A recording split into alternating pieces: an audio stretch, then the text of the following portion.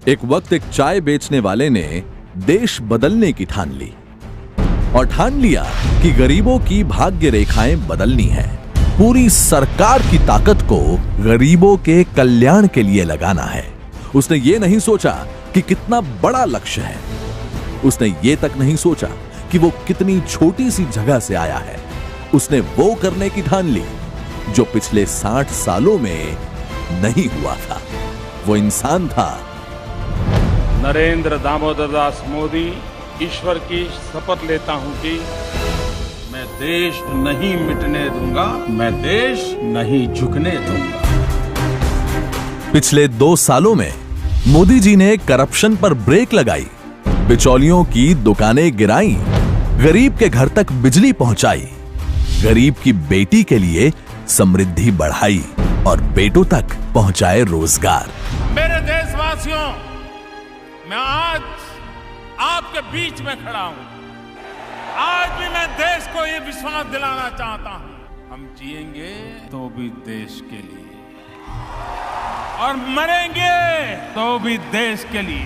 देश के विकास के और मोदी जी के दुश्मनों ने एक होकर 1000 कोशिशें की कि इन 2 सालों में देश टूट जाए, पर मोदी जी और उनकी सरकार ऐसे मंसूबों पर पानी फेरती रही और गरीबों के लिए लगातार समर्पित रही।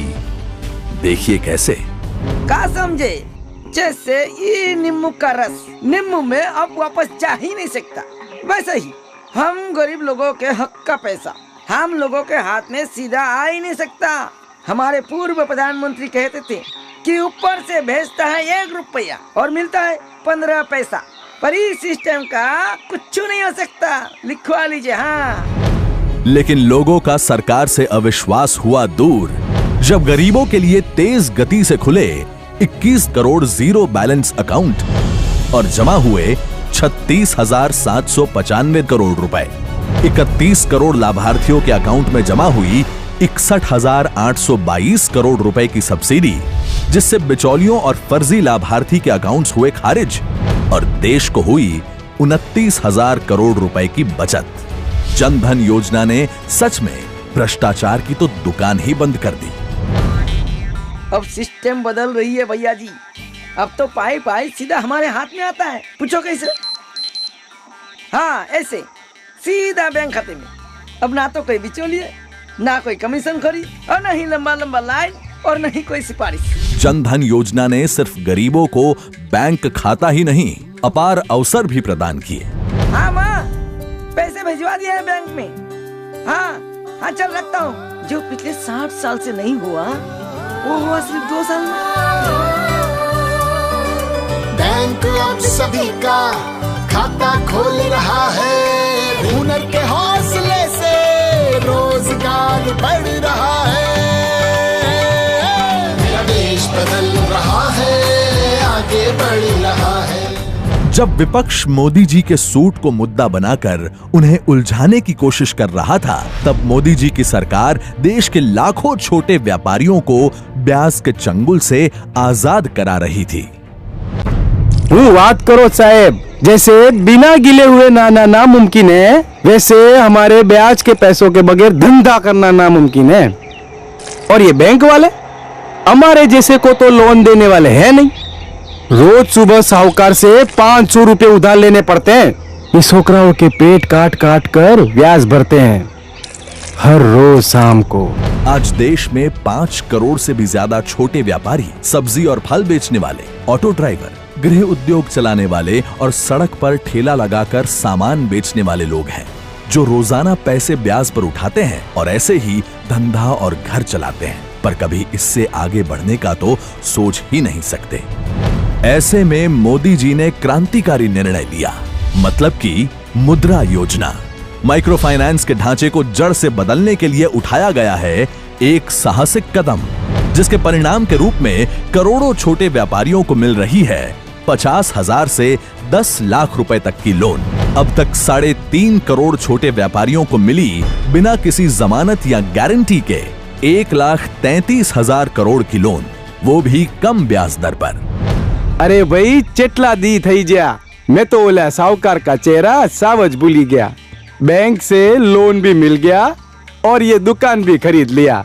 ये रोज ब्याज वालों की जो गाली गलौच होती थी ना, वो ही सावज बंद।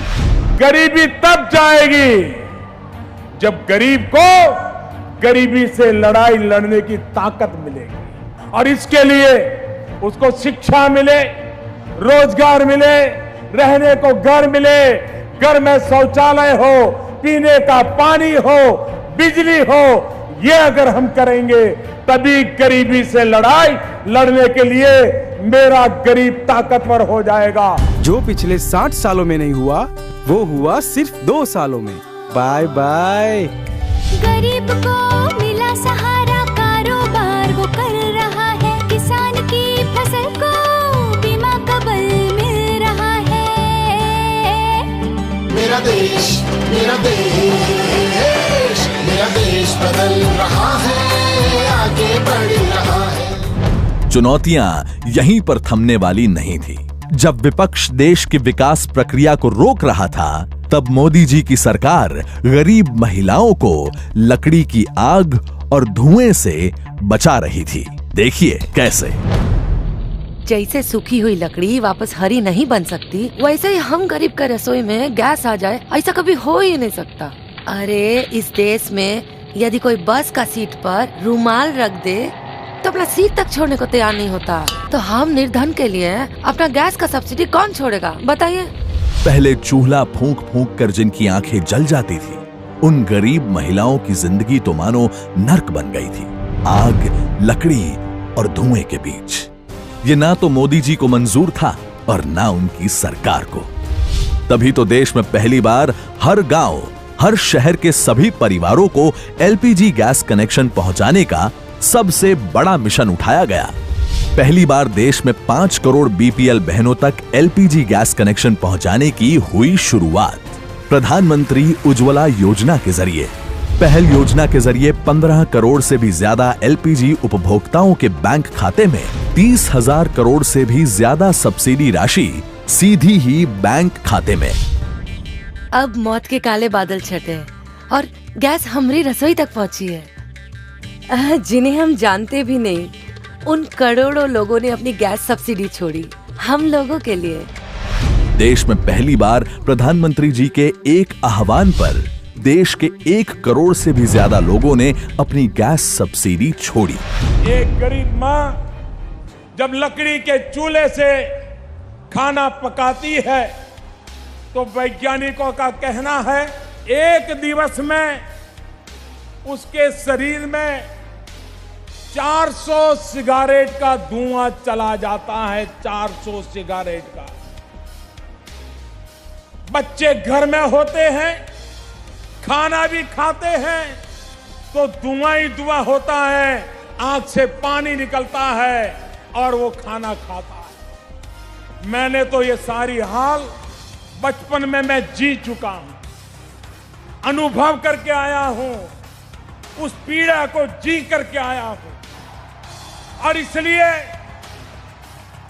मुझे मेरी इन गरीब माताओं को इस कष्टदायक जिंदगी से मुक्ति दिलानी है, और इसलिए 5 करोड़ परिवारों में रसोई गैस देने का हमने उपक्रम किया है। जो पिछले 7 सालों में नहीं हुआ, वो हुआ सिर्फ 2 सालों में। देखो आसमान में खिलकर सूरज निकल रहा है, देश का परचम अब ऊंचा उड़ रहा है, गरीब की रसोई से धुआं हट रहा है। मेरा देश, मेरा देश, मेरा देश बदल रहा है, आगे बढ़ रहा है। जरा याद कीजिए भैया, पहले इस देश में बिना हाथ पैर जोड़े, बिना घूस खिलाए या बिना सिफारिश के नौकरी मिलना मुमकिन था क्या? वो करप्शन की बाढ़ को रोकना मुमकिन था क्या? इम्पॉसिबल। जैसे इस पेस्ट को ट्यूब में वापस डालना है इम्पॉसिबल, वैसे ही 2G, 3G, कोलगेट में जो हमारे लाखों करोड़ों डूबे थे, उनका वापस आना भी है इम्पॉसिबल। इस सिस्टम का सुधरना इम्पॉसिबल। पर आज क्लास 3 और 4 की भर्ती से इंटरव्यू प्रथा संपूर्ण रूप से हटी है। अब युवा आगे बढ़ सकते हैं केवल अपने हुनर के बल पर। 2 साल हो गए, पेपर में करप्शन का नाम तक पढ़ा है क्या? उल्टा स्पेक्ट्रम की नीलामी से 1 लाख करोड़ रुपए उपजाए। जिस कोयले से देश का मुंह काला करके गए थे, उसी कोयले की खदानों की नीलामी से भी मिलेंगे 3.5 लाख करोड़ रुपए। सिस्टम बदल रहा है सर।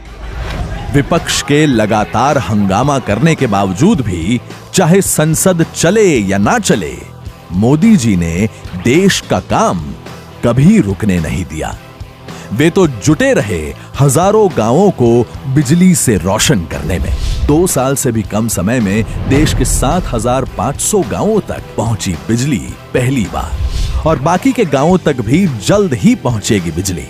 बिजली के कमजोर इंफ्रास्ट्रक्चर को भी सुधारने का अब तक का सबसे बड़ा मिशन शुरू किया गया, ताकि बिजली का कम से कम व्यय हो और ज्यादा से ज्यादा बिजली हम तक पहुंचे।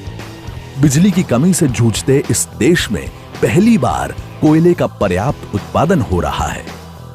बिजली की बचत को प्रोत्साहित करने के लिए शुरू की गई उजाला योजना, जिसके तहत अब तक करीब 10 करोड़ एलईडी बल्ब्स बांटे जा चुके हैं और 2019 तक 77 करोड़ बल्ब्स बांटने का लक्ष्य रखा गया है।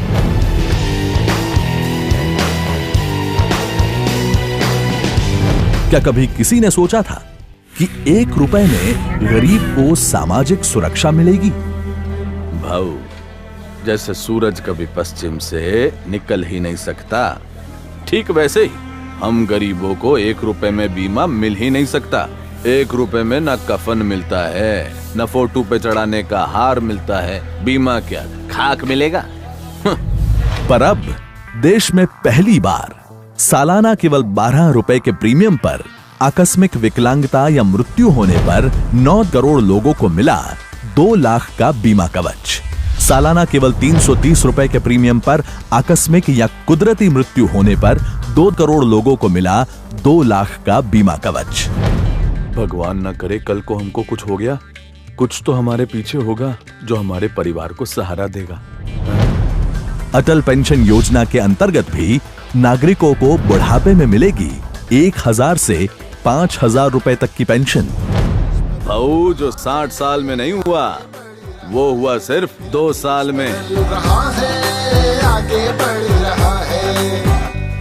क्या इस देश में किसी ने सोचा था कि हमारे सोल्जर्स को 1 रैंक 1 पेंशन मिलेगा? सुनो, जैसे सूरज का पश्चिम से निकलना नामुमकिन है, वैसे ही हम फौजियों को एक समान पेंशन का हक मिलना भी नामुमकिन है भाई। अरे अब तो हमारे से नीचे की रैंक वालों को भी हमारे से ज्यादा पेंशन मिलना शुरू हो गई है। क्या हमने देश के लिए कम खून बहाया है? पर अब पहली बार देश में OROP लागू हुआ है। अब 1 रैंक 1 पेंशन, 1 रैंक के सभी फौजियों को एक समान पेंशन, ना 1 पैसा ज्यादा ना 1 पैसा कम। कभी इस देश में किसी किसान ने सोचा था कि फसल के नुकसान का पूरा बीमा मिलेगा? पर अब 1.5% से 5% जितने प्रीमियम दर में मिलता है बीमा, और 90% तक का प्रीमियम देती है सरकार। हर जगह एक मौसम एक दर, और वो भी बिना कैपिंग के। साथ ही बेमौसम बारिश, जल भराव और फसल कटाई के बाद आए तूफान से होने वाले नुकसान को भी किया गया है शामिल। अब सैटेलाइट से होगा आंकलन, तो दावा राशि का निपटारा भी होगा जल्द प्रधानमंत्री फसल बीमा योजना के जरिए। और ये सब तभी हुआ जब विपक्ष और उनके साथ मिल बांट कर खाने वाले जूथ मोदी जी पर और देश पर कीचड़ उछालने में लगे थे। पर मोदी जी ने देश की उम्मीदों से बड़े लक्ष्य रखे। 2022 तक हर सिर पर छत होगी, हर घर तक बिजली होगी, दुनिया का सोलर कैपिटल बनेगा हमारा भारत। पूरी दुनिया भारत में आकर अपना मैन्युफैक्चरिंग करेगी। मोदी जी की सरकार के बड़े लक्ष्यों का ही तो परिणाम है कि आज देश में सरकार और नागरिक साझेदार हैं। आज देश में स्वच्छता हर एक नागरिक की जिम्मेदारी है।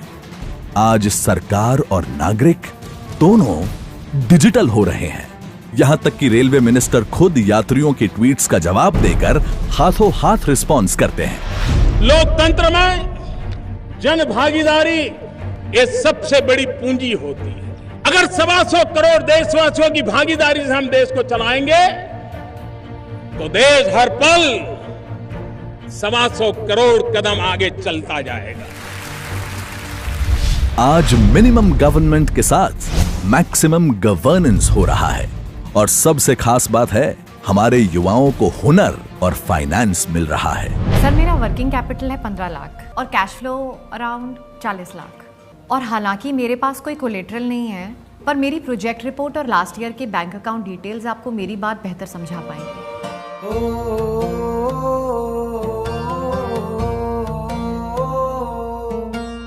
देखो मेहनत कैसा रंग है लाई, छाले पड़े पैरों में लगी ठंडी मलाई। सपनों का मैंने तो समंदर भर लिया, मेरे देश ने मुझ पर भरोसा कर लिया, मेरे देश ने मुझ पर भरोसा कर लिया।